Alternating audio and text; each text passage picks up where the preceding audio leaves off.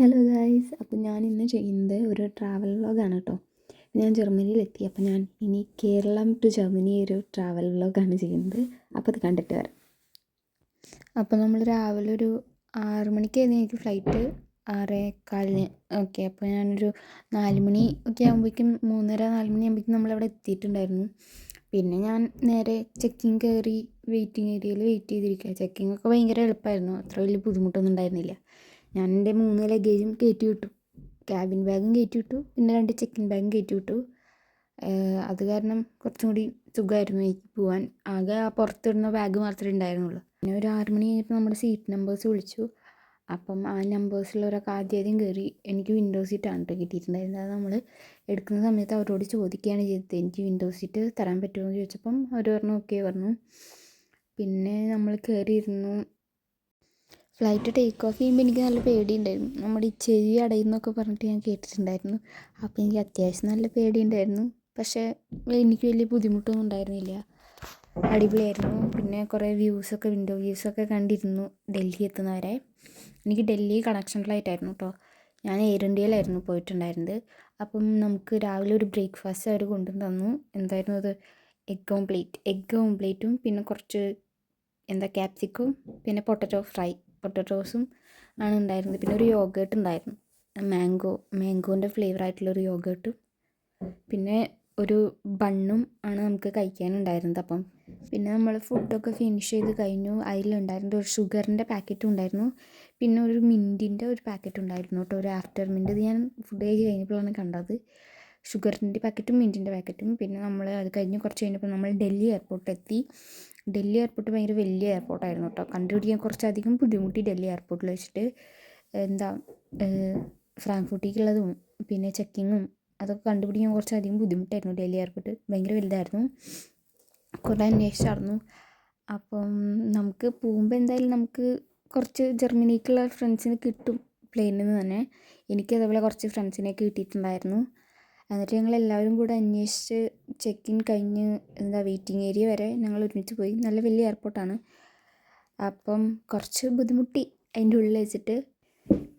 എന്നിട്ട് എനിക്ക് gate number കിട്ടിയത് 11-ലായിരുന്നു ഫ്രാങ്ക്ഫർട്ടിലേക്കുള്ളത്. അപ്പോൾ ഞങ്ങൾ വെയിറ്റിംഗ് ഏരിയയിൽ ചെന്ന് ഇരുന്നു. വെയിറ്റിംഗ് ഏരിയയ്ക്ക് കുറേ നടക്കാനുണ്ടായിരുന്നു അതിൻ്റെ ഉള്ളിൽ വെച്ചിട്ട് കേട്ടോ. കുറേ നടക്കാനുണ്ടായിരുന്നു. വെയിറ്റിംഗ് ഏരിയയിൽ ചെന്ന് ഞങ്ങൾ ഇരുന്നു. ഇതേപോലെ നമുക്ക് അവിടെ ബോർഡുകളിൽ എഴുതിയിട്ടിട്ടുണ്ടായിരിക്കും നമ്മുടെ പ്ലെയിൻ എപ്പോഴാണ് എടുക്കുന്നതെന്നും പ്ലെയിനിൻ്റെ ഗേറ്റ് നമ്പർ എവിടെയാണെന്നും അതൊക്കെ അവിടെ നമ്മൾ സൈഡിൽ എഴുതി വെച്ചിട്ടുണ്ടാകും. അപ്പോൾ നമുക്കത് നോക്കിയിട്ട് കണ്ടുപിടിക്കാൻ പറ്റും. നമുക്കൊരു 3 മണിക്കൂർ വെയിറ്റ് ചെയ്യാനുണ്ടായിരുന്നു. ഞാൻ 9:30-ക്ക് ഡൽഹിയിലെത്തി. എനിക്ക് ഫ്ലൈറ്റ് 12:30-ക്കായിരുന്നു. അപ്പോൾ ഞാൻ കുറച്ച് നേരം വെയിറ്റ് ചെയ്തിരുന്നു. കൊച്ചി ടു ഡൽഹി വരെ കയറിയ ഫ്ലൈറ്റിനേക്കാളും നല്ല വലിയ ഫ്ലൈറ്റായിരുന്നു നമ്മൾ ഡൽഹി ടു ഫ്രാങ്ക്ഫർട്ടിലേക്ക് ഉണ്ടായിരുന്നത്. നമുക്ക് സിനിമ കാണാനുള്ളതും അതേപോലെ പാട്ട് കേൾക്കാനുള്ള ഇതൊക്കെ ഉണ്ടായിരുന്നു. ഞാൻ ആദ്യം സിനിമയൊക്കെ കാണാമെന്ന് കരുതി, പക്ഷെ കണ്ടില്ല. ഇതിൽ ഗെയിം കളിക്കാനും അതേപോലെ നമുക്ക് പാട്ടൊക്കെ കേൾക്കാൻ പറ്റും. ഹിന്ദി, ഇംഗ്ലീഷ് പാട്ടുകളൊക്കെ കേൾക്കാൻ പറ്റും. പിന്നെ ഞാൻ കുറച്ച് കഴിഞ്ഞ് പുറത്ത് നോക്കിയപ്പം ഇതേപോലെ നല്ല രസമുണ്ടായിരുന്നു കാണാൻ. ശരിക്കും കാണാൻ ഇതിനും രസമുണ്ടായിരുന്നു കേട്ടോ. നല്ല രസത്തിൽ ഫുൾ മഞ്ഞൊക്കെ പോലെ നമുക്ക് കാണാൻ പറ്റും. കുറേ നേരം ഇത് നോക്കിയിരുന്നു. അത് കഴിഞ്ഞ് കുറച്ച് കഴിഞ്ഞപ്പോൾ നമുക്ക് ഫുഡ് വന്നപ്പോൾ ഞാൻ ഉറങ്ങിക്കൊണ്ടിരിക്കുകയായിരുന്നു. അത് കാരണം എനിക്ക് വെജാണ് കിട്ടിയത്. അപ്പം ഞാൻ നോൺ ചോദിച്ചപ്പം നോൺ കഴിഞ്ഞു എന്ന് പറഞ്ഞു. അപ്പോൾ പിന്നെ ഞാൻ വെജ് കഴിക്കാമെന്ന് കരുതി. അതിൻ്റെ ഉള്ളിൽ പനീർ കറിയും പിന്നെ വേറൊരു മസാലക്കറി ആയിരുന്നു. ഞാൻ പനീർ കറി കൂട്ടിയിട്ടാണ് ഞാൻ കഴിച്ചത്. പിന്നെ ഫ്ലൈറ്റിൽ നല്ല തണവായിരുന്നു. അപ്പോൾ ഞാൻ ഇതേപോലെ ജാക്കറ്റൊക്കെ ഇട്ട് ഞാൻ തൊപ്പിയൊക്കെ വെച്ചിട്ടാണ് ഉറങ്ങിയത്. നല്ല തണവായിരുന്നു. എന്നിട്ട് നൈറ്റ് ഫുഡ് വന്നപ്പം ഷവർമയുടെ ഒരു ടേസ്റ്റാണ് എനിക്ക് കഴിച്ചപ്പോൾ കിട്ടിയത്. പിന്നെ പൊട്ടറ്റോസ് ഉണ്ടായിരുന്നു, അതേപോലെ തന്നെ യോഗേർട്ട് ഉണ്ടായിരുന്നു. അത്യാവശ്യം നല്ല ടേസ്റ്റ് ഉണ്ടായിരുന്നു എല്ലാതും. എനിക്ക് ഇഷ്ടപ്പെട്ടു, നല്ല ടേസ്റ്റ് ഉണ്ടായിരുന്നു. പിന്നെ അത് കഴിച്ച് കഴിഞ്ഞ് ഞാൻ പിന്നെ ഉറങ്ങുകയാണ് ചെയ്തത്. കിടന്നു. എനിക്ക് ഭയങ്കര ക്ഷീണമായിരുന്നു. അപ്പം ഞാനത് കിടന്നുറങ്ങി. പിന്നെ ഞാൻ ഉറങ്ങി കഴിഞ്ഞിട്ട് നോക്കുമ്പോൾ നല്ല രസമുണ്ടായിരുന്നു കാണാൻ. പുറത്തൊക്കെ നോക്കിയിരുന്നു കുറച്ച് നേരം ഞാനിങ്ങനെ നോക്കിയിരുന്ന് ആസ്വദിച്ചു. നല്ല രസമുണ്ടായിരുന്നു.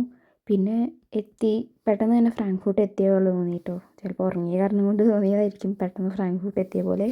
ഫ്രാങ്ക്ഫർട്ട് എയർപോർട്ടിൽ വലിയ ബുദ്ധിമുട്ടൊന്നും ഉണ്ടായിരുന്നില്ല. പെട്ടെന്ന് ഞങ്ങൾക്ക് പുറത്തിറങ്ങാൻ പറ്റി.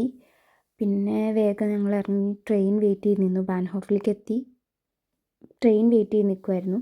ഫ്രാങ്ക്ഫർട്ടിൽ നിന്ന് സ്റ്റുട്ട്ഗാർട്ടിലോട്ടുള്ള ട്രെയിൻ ഞങ്ങൾക്ക് ഫ്രാങ്ക്ഫർട്ടിൽ നിന്ന് സ്റ്റുട്ട്ഗാർട്ടിലേക്ക് ഏകദേശം 2 മണിക്കൂറുണ്ട്. അപ്പോൾ ഞങ്ങൾ ട്രെയിൻ വെയിറ്റ് ചെയ്ത് ട്രെയിൻ വന്ന് ട്രെയിനിൽ കയറി. സ്റ്റുട്ട്ഗാർട്ടിലെത്തിയിട്ട് നേരെ നമ്മൾ പിന്നെ റൂമിലോട്ടാണ് വന്നത്. റൂമിലെത്തിയപ്പം ഏകദേശം നാട്ടിലൊരു 10 മണി ആയിട്ടുണ്ടായിരുന്നു.